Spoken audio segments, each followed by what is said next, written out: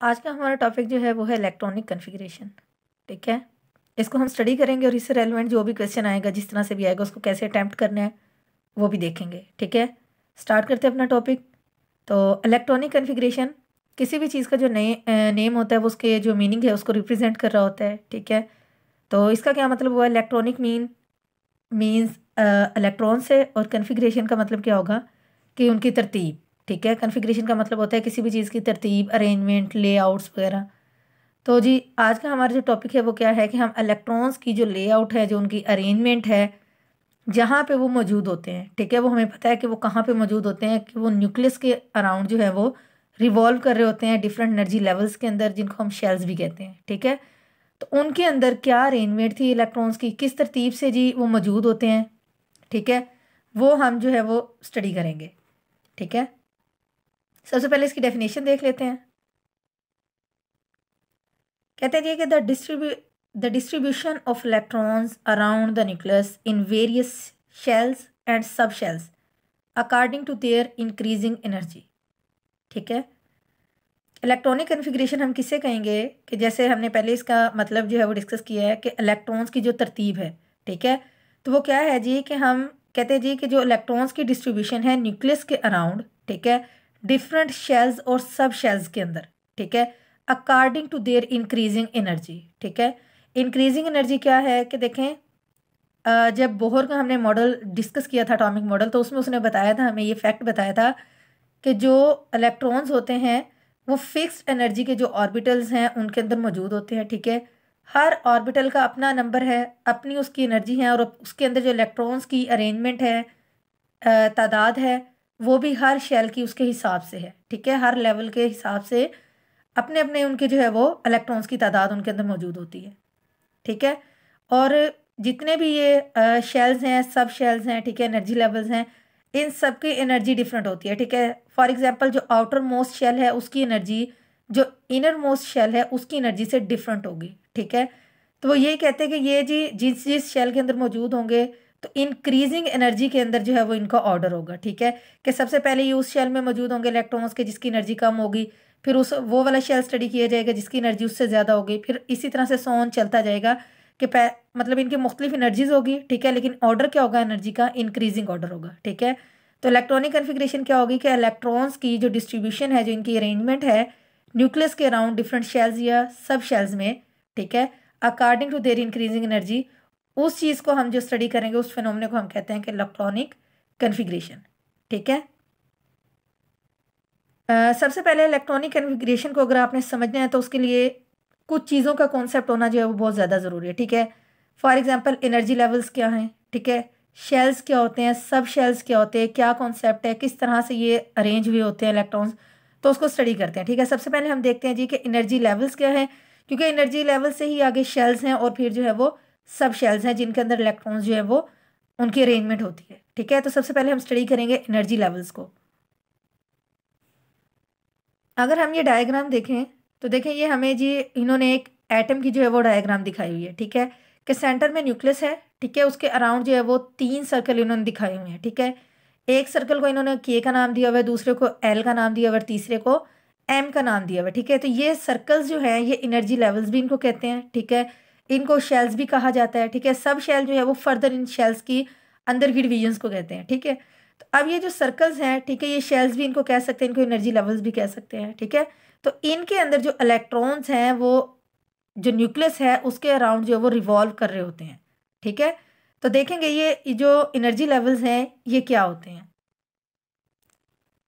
इसकी डेफिनेशन देखें तो सिंपल इसकी डेफिनेशन है, ठीक है, कोई मुश्किल बात नहीं है, कि electrons revolve around the nucleus in different energy levels or shells according to their respective energies. ठीक है, कि देखिए जितने भी शेल्स या सब शेल्स हैं या फिर एनर्जी लेवल्स हैं, सबकी एनर्जी जो है वो क्वांटाइज्ड होती है, फिक्स्ड एनर्जी होती है। ठीक है, और उसके अंदर जो है वो जो इलेक्ट्रॉन्स मौजूद होते हैं उनकी अपनी जो है वो अपने हिसाब से उसके अंदर मौजूद होते हैं। ठीक है, तो यानी कि शेल्स की एनर्जी क्वांटाइज्ड होती है। ठीक है, तो जो इलेक्ट्रॉन्स उनके अंदर मौजूद है तो उनकी जो एनर्जी होगी उसको हम कहते हैं जी कि वो उनकी पोटेंशियल एनर्जी होती है। ठीक है, ये एक दूसरा कॉन्सेप्ट है, सिर्फ आप सिंपल इसको जो है वहीं से अंडरस्टैंड कर सकते हो कि इनकी जो एनर्जीज होती है अपनी अपनी एनर्जी के मुताबिक ही अपने अपने हिसाब से शेल्स के अंदर अरेंज हुए होते हैं।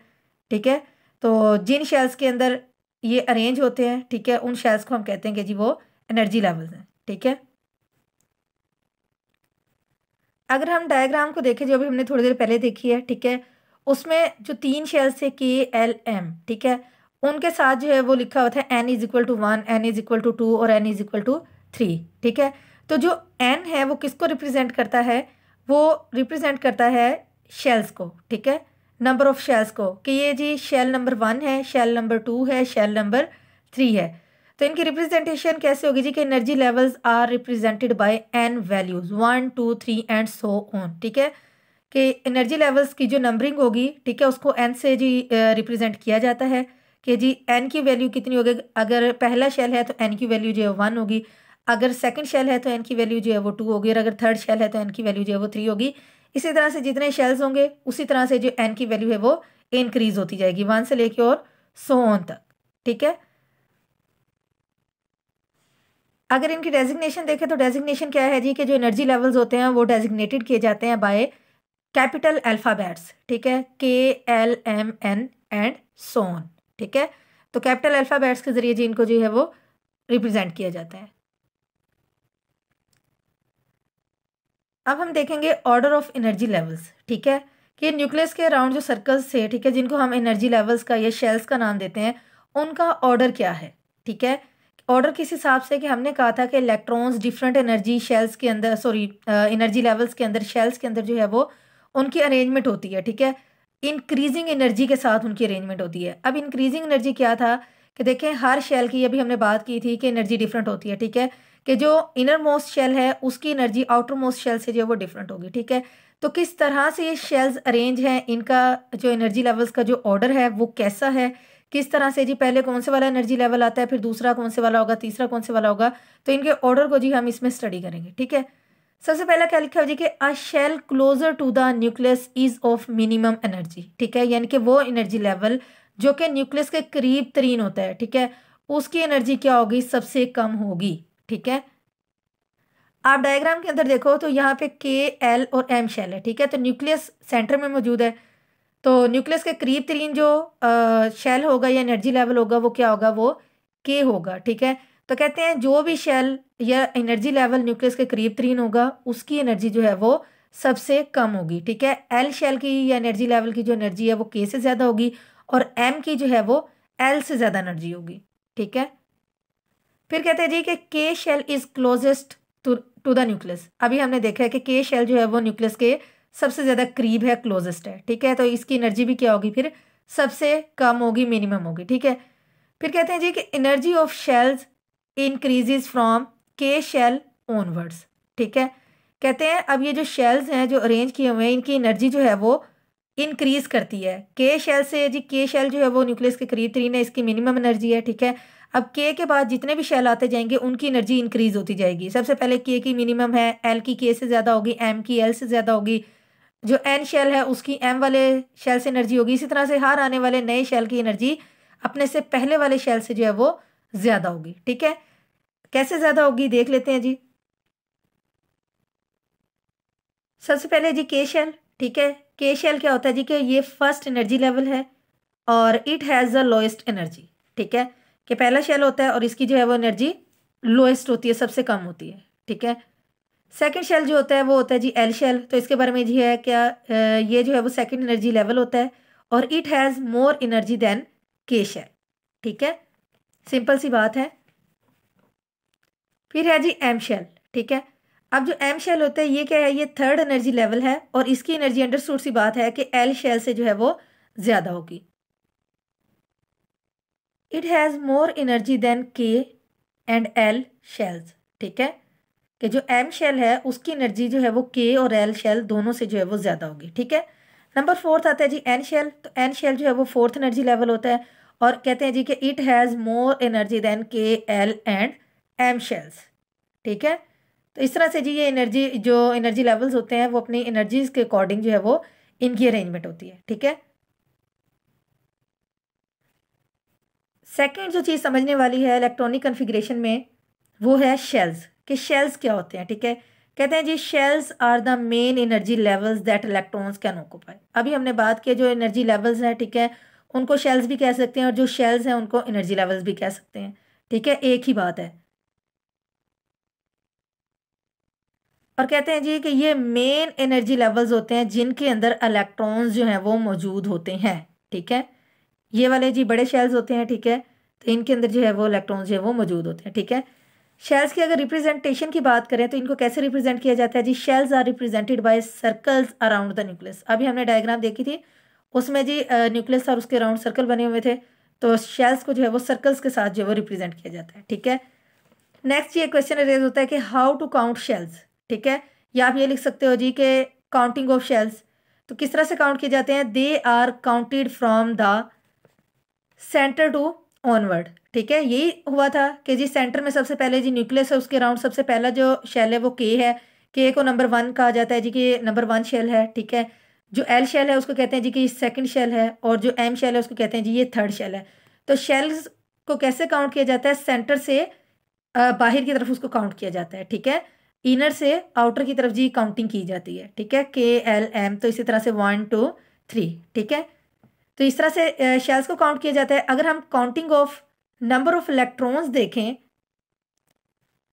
Counting of number of electrons in a shell, ठीक है, कि एक शेल की जो हमने अभी देखा कि जी शेल्स को कैसे काउंट करते हैं, और शेल के अंदर जो नंबर ऑफ इलेक्ट्रॉन्स है उनको कैसे काउंट किया जाता है। ठीक है, तो वो कैसे होगा जी कि number of electrons that a shell can accommodate is given by 2n⁻²। तो ये जो फार्मूला दिया हुआ है कि 2n⁻² है। ठीक है, इसके ज़रिए आप जी किसी भी शेल में नंबर ऑफ इलेक्ट्रॉन्स को जो है वो काउंट कर सकते हो। ठीक है, नेक्स्ट लिखो है जी कि where n is the shell number. ठीक है, कि 2n⁻² है। ठीक है, इसमें जो n है वो किसको रिप्रेजेंट कर रहा है? वो शेल नंबर को रिप्रेजेंट कर रहा है। अब आपने देखने हो कि जी किस शेल के अंदर कितने नंबर ऑफ इलेक्ट्रॉन्स होंगे, तो आप क्या करोगे कि उस शेल का नंबर लिखोगे n की जगह पे, और बाकी सारे फार्मूले को अप्लाई करोगे, तो इसी तरह से जो है वो आंसर आ जाएगा जी कि उस शेल के अंदर कितने नंबर ऑफ इलेक्ट्रॉन्स होंगे। फॉर एग्जांपल अगर हम फर्स्ट शेल में देखें कि उसमें कितने नंबर ऑफ इलेक्ट्रॉन्स आते हैं, 2 को लिखा रहने देंगे, n की जगह पे ये क्या है जी? Shell number. तो फर्स्ट शेल में देखना चाह रहे हैं तो यहाँ पे 1 लिखेंगे। ठीक है, इसको जब 2 से मल्टीप्लाई करेंगे तो कितना आ जाएगा? 2। ठीक है, कि 1 की पावर अगर 2 है तो वो कितना होगा? 1 आंसर होगा। अब फिर 1 को 2 से मल्टीप्लाई करेंगे तो कितना आ जाएगा? 2। तो इस तरह से जी फर्स्ट शेल के अंदर नंबर ऑफ इलेक्ट्रॉन्स कितने होते हैं? 2। इसी तरह से आप चाहे जिस भी शेल के लिए देखना चाहते हो कि उसमें मैक्सिमम कितने नंबर ऑफ इलेक्ट्रॉन्स अकोमोडेट करते हैं, आ सकते हैं, तो आप ये फार्मूला लगा सकते हो। ठीक है, नेक्स्ट हम डिस्कस करेंगे सब शेल्स को। ठीक है, कि जो एनर्जी लेवल्स हैं या जो शेल्स हैं ये फर्दर भी सब डिवाइड हुए होते हैं। ठीक है, जितने भी एक शेल के अंदर नंबर ऑफ इलेक्ट्रॉन्स आते हैं वो फर्दर जो सब शेल्स होते हैं, इनके शेल से छोटे जो शेल्स होते हैं उनको सब शेल कहते हैं। ठीक है, और वो शेल्स के अंदर ही डिफरेंट और शेल्स की जो है वो डिवीजन होती है। ठीक है, कुछ और शेल्स भी प्रेजेंट होते हैं एक शेल के अंदर। ठीक है, तो उनको कहते हैं जी कि वो सब शेल्स हैं। तो बड़े मेन शेल के अंदर, ठीक है जी, के एल एम जो शेल है इनके अंदर जितने नंबर ऑफ इलेक्ट्रॉन्स आते हैं वो फर्दर सब शेल्स के अंदर उनकी अरेंजमेंट हुई होती है। ठीक है, वो किस तरीके से हैं या कि सब शेल्स क्या हैं उसको भी स्टडी करते हैं। ठीक है, डेफिनेशन क्या है जी? कहते हैं a shell consist of sub shells. ठीक है, the number of sub shells in a shell is equal to its n value. ठीक है, कहते हैं जो शेल है वो सब शेल्स पे कंसिस्ट करते हैं। ठीक है, और एक शेल के अंदर जो नंबर ऑफ सब शेल्स होते हैं वो किसके इक्वल होते हैं? Equal to its n value.